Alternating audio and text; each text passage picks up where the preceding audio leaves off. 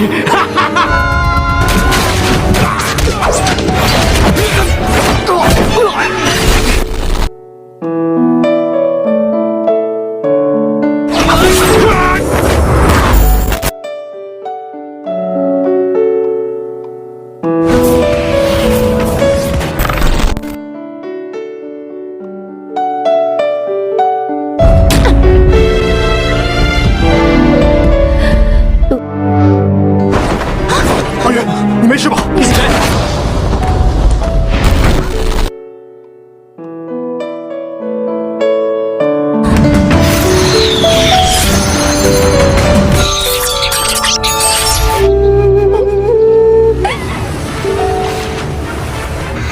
ini dibuka dengan pemandangan sungai dangkal yang luas. Seorang wanita berpakaian putih berjalan tenang di tengah arus, dikejar puluhan pria bersenjata. Anehnya, tak ada rasa takut di wajahnya. Wanita ini adalah Muchou. Saat ia berbalik, sorot matanya dingin. Dalam sekejap, satu persatu pria itu tumbang. Jurus andalannya, es kristal, meluncur tanpa ampun, membekukan lawan hingga tak bernyawa. Tak ada jejak, tak ada belas kasihan. Wanita itu adalah Muchou. Malam harinya, Muchou berada di keramaian kota. Sebuah kelompok atraksi mempertontonkan kekebalan tangan dalam minyak mendidih. Penonton bersorak kagum. Namun Muchou hanya tersenyum tipis. Ketika uang imbalan diminta, Muchou menolak. Ia menyebut semua itu hanya trik murahan, dan ia membuktikan di depan umum. Rahasia terbongkar, amarah menyala, para pemain atraksi menyerangnya. Muchou sudah memperingatkan, jangan pakai kekerasan. Namun mereka memaksa, dan lagi-lagi jurus es kristal berbicara.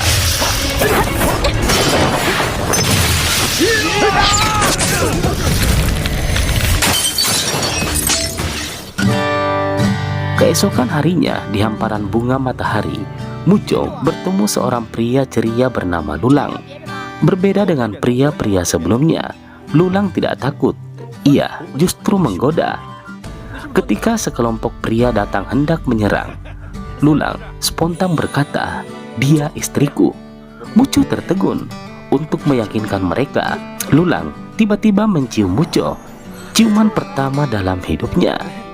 Untuk sesaat, hati yang sedingin es itu bergetar. Namun, ancaman tetap datang. 会走丢啊！你肯定没有吃过粉蒸，还有鸡丝云，心动了吧？ Sejak saat itu, benih perasaan di antara mereka mulai tumbuh.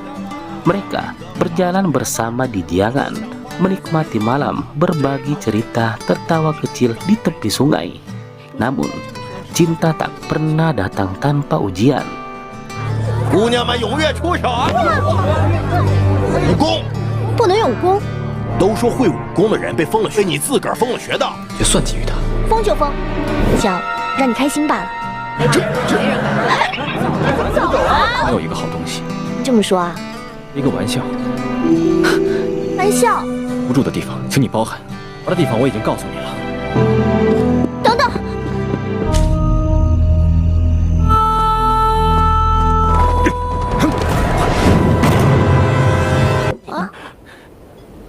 美，那他为什么不喜欢我？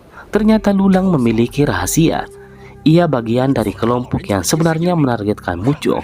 Saat kebenaran terungkap, ia hampir dihukum mati oleh kelompoknya sendiri. Muchou yang datang menyelamatkannya. Akhirnya mereka jatuh ke jurang bersama. Namun mereka selamat. Di dasar sungai itulah Lulang berjanji akan menikahinya. Satu syarat dari Lulang, Muchou jangan bunuh orang lagi. 木手，没有过这样的感觉，你答应我负我。许你做我的妻子，你说的是真的？不能再乱杀人了。因为活在这个世上，我答应你。 Namun dunia tidak semudah janji. Di kuil tempat mereka hendak menikah, keluarga Lulang mengepung mereka. Ancaman panah, pengkhianatan kembali muncul. 人呢？你放心，他们是无辜的。你不让我杀人，你答应我再也不杀人了吗？难道你想看着你的家人一个个死掉吗？我现在先去看看你的家人在哪里，他就会把你给杀了。他为什么要来杀我？所以拉来给你练练剑，我这不是为你好吗？是一个人，你知道吗？江湖上连命如草芥，为强者才可以生存在这个世上。请你以后不要再滥杀无辜了。陆郎，安静一下。我这么做是为了你，不明白的。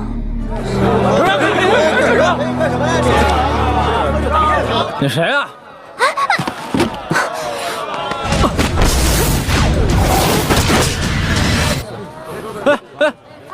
特意把他抓回来，给你练练手。你会杀他的，陆郎练习。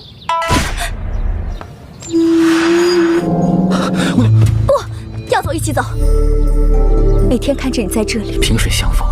好办法。看，陆郎，别动！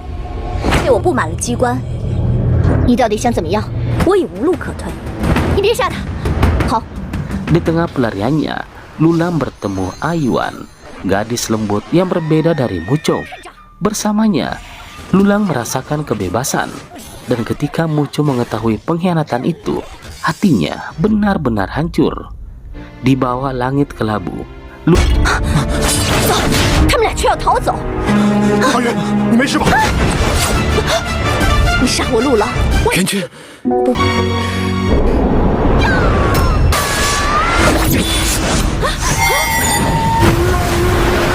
Pertarungan besar terjadi hingga akhirnya seorang biksu agung Guru Yiden turun tangan. Ia berkata kepada Muco, cinta yang melekat terlalu kuat akan melahirkan penderitaan. Lepaskan, maka kau akan bebas. Biksu itu membuat perjanjian 10 tahun. 10 tahun tanpa gangguan. 10 tahun untuk melihat apakah cinta itu nyata atau hanya api sesaat. Muco lalu pergi. Namun, sebelum menghilang, ia berkata pada Lulang, kemanapun kau pergi, aku akan tetap menemukanmu. Dari sinilah kisah ini belum benar-benar berakhir. Apakah cinta Lulang dan Ayuan akan bertahan? Apakah Muco benar-benar akan menunggu 10 tahun? Atau kembali lebih cepat dengan amarah yang lebih besar? Dan mungkinkah wanita yang tak pernah terkalahkan ini justru kalah oleh hatinya sendiri atau seorang anak kecil? Nantikan kelanjutannya hanya di channel Berbagi Cerita CBC.